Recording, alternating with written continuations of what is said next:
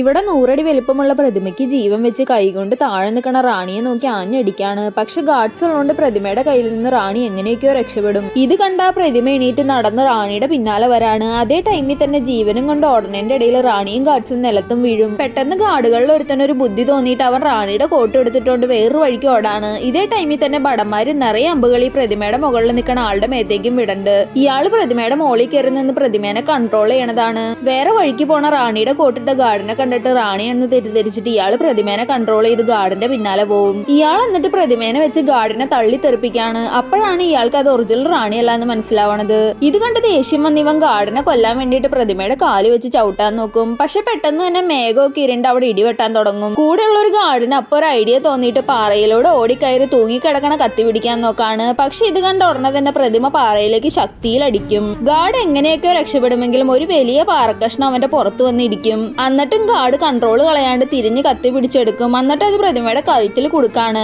പെട്ടെന്ന് തന്നെ കത്തിയിലേക്ക് ഇടിവിട്ടടിച്ച് പ്രതിമ തകർന്ന് താഴെ വീഴും.